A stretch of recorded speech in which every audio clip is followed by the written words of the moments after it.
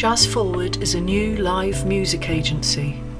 Established musicians and multi-instrumentalists Marianne McGregor, Malcolm MacFarlane and Sophie Bancroft, along with music journalist Fiona McTaggart, have come together to showcase some of the exciting original music and diverse musical talent to be found in Scottish jazz. Jazz Forward is funded by Creative Scotland. Episode 5, Creative Projects. And what are the creative projects are you currently working on? Well, about a year and a half ago, I got in touch with Fiona Ross, who runs the Women in Jazz Media empire it's becoming just about. And she's a jazz vocalist, a really great singer in her own part, but she's also got a new strand for the last few years of being a jazz journalist. So she's very committed to promoting jazz in groups, minority groups, if you like. So I guess women as part of, not a minority group, but a marginalised group within jazz. So so I've been involved with her, and she was mentoring me for a wee while, just because it's really helpful. In jazz journalism, often as a freelancer, there's nobody around to sort of support you or give you little hints or contain you if things are going a bit awry. So she was really helpful there, and myself and another jazz vocalist called Diana Torti from Italy, who's living in London these days, we are now looking after the sort of mental health and physical health, but mostly mental health strand of Women in Jazz Media's sort of work. And terms of we're hoping to do like this kind of podcasts and interviews and articles. We've done a couple so far about mental health in jazz musicians, and this will be anywhere, mainly in the UK initially. So this is just something that we're doing, and because we're both busy with other things, we don't do them very often, but as I say, we've had a couple of things happen so far. And that's something we want to continue, really, because I think that's quite good. And for Women in Jazz Media, sometimes review albums, and so that's quite fun as well. And I do my own reviews as well. People send me albums and ask for reviews, and I tend to focus mostly on Scotland, but also on some albums from overseas, particularly from the EU. I'll do that because I think it's really good to maintain links in different ways with other parts of the world. So I do a bit of that, and the minute interestingly listening to 200 albums for Scottish Album of the Year. I'm not sure if we're supposed to talk about that, but I don't care. I've just said it, and that is brilliant. That is just brilliant. I just love listening to all this amazing music, not just jazz, it's all types of music. Just wonderful, absolutely wonderful. What else am I doing? I'm sure I'm missing out something really important. Been to the Edinburgh Jazz and Blues Festival a lot. I think I mentioned that the other day, that been to lots and lots of gigs. That is absolutely marvellous. So I'm just churning out lots of live reviews for that at the minute. And oh yes, I knew I was forgetting something. For the last, 6 or 7 years, I've been involved with a socialist music website that's based in New York, run by a Swiss Iranian man who's a free jazz saxophonist called Sohrab Lajevardi, and he edits it, and I sometimes write for them as well, and that's really interesting because it's quite hard to be a socialist in New York. I should say. So I'd say he's a very brave man. So I'm actually doing an overview of the Edinburgh Jazz Festival for that website as well. So, which is good because I'd like to have Scottish music have a profile over there, and it's a small thing, but it's something, So that's great. Yeah, fantastic. One of the main vehicles I'm using to promote jazz that's happening here in Scotland is my website or blog and Facebook page, both called Scottish Jazz Space. So I guess the idea is to write or to make this a destination site for people who are interested in jazz that's happening in Scotland.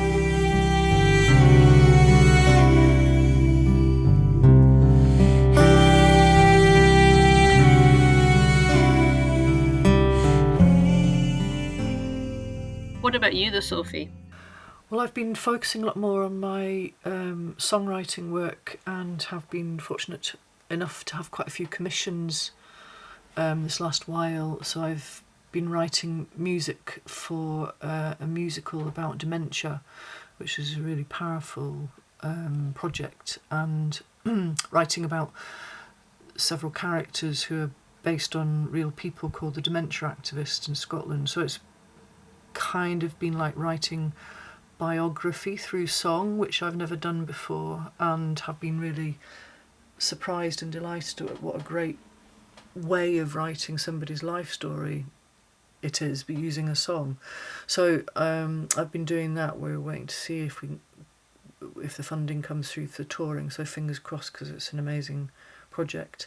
I also received a bursary from Luminate Scotland to develop my filmmaking, so I've been working on animation, kind of experimental film to go with one of my new songs, Old Mother Blackbird, so that's been exciting.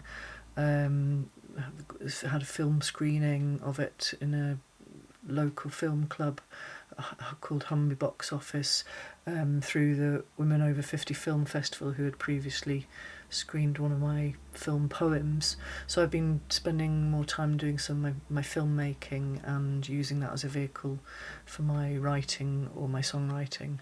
So various different things to do with songwriting or writing I'm working on at the moment, which is great, because up until lockdown I was doing too much teaching and not enough writing, and I've managed to shift the balance over a bit more to the way I want it to be, so that's exciting.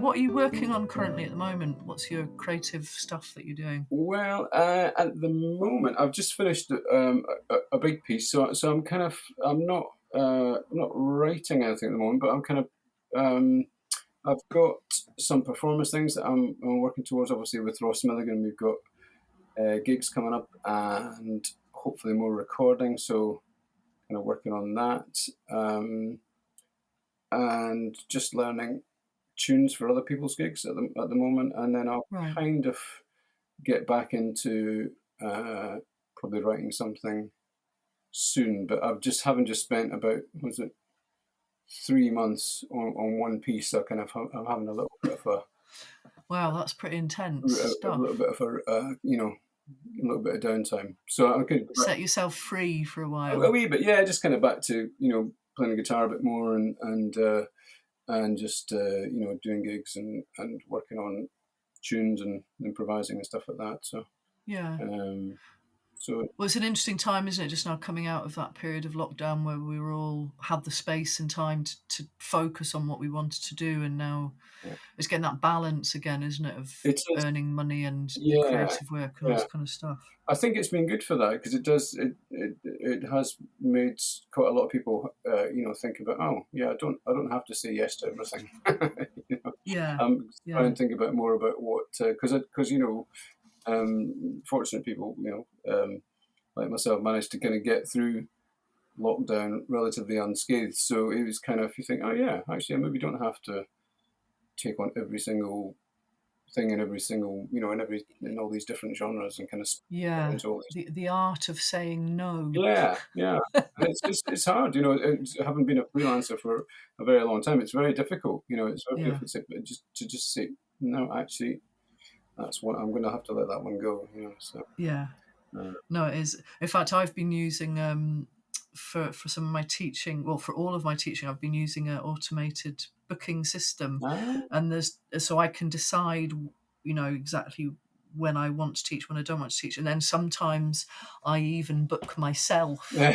So that it feels brilliant though, because it's it's like, right, I need this time for if I've got a commission or something. It's like, right, I'm going to book rather than teach someone. I'm going to book myself, and that hour is focused time.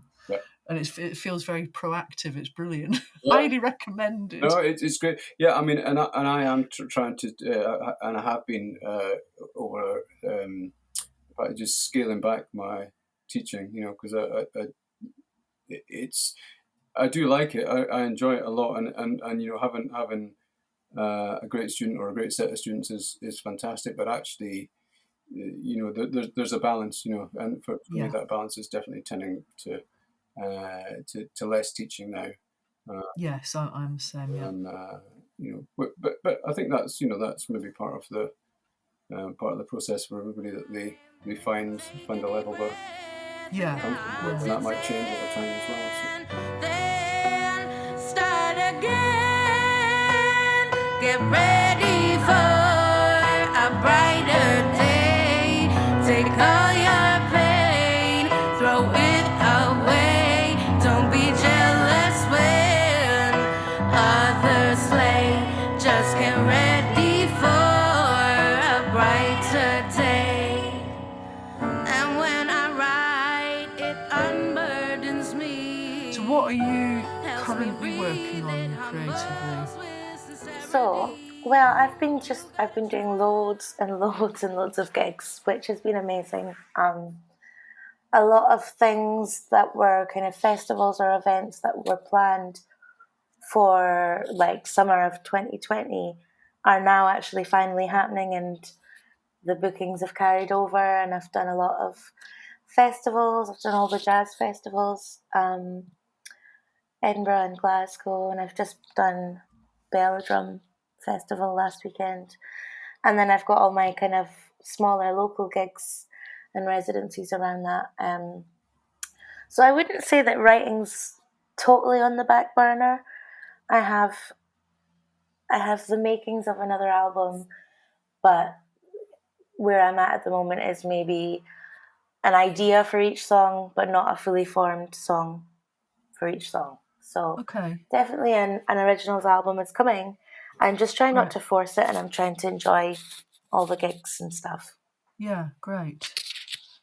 Well, that's a time. I mean, and do you tend to use the same kind of repertoire on the gigs, or how are you working that at the moment?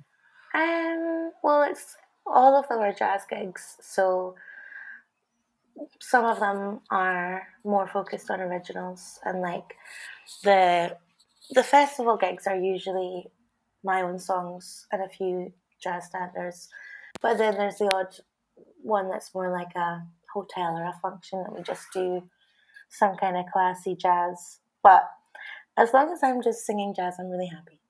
Yeah That's great. And I mean, I think I've found as a songwriter who's been a jazz singer, who's sung the jazz standards all the way through, it's been such an extraordinary way of learning how to write songs by singing the standards, because they're just extraordinary, aren't they?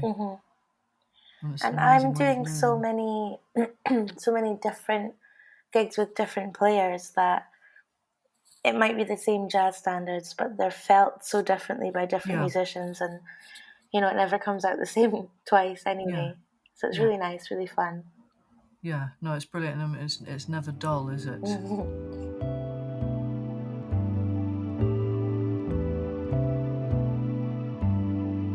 This podcast features excerpts of music written by Sophie Bancroft, Malcolm MacFarlane and Marianne McGregor.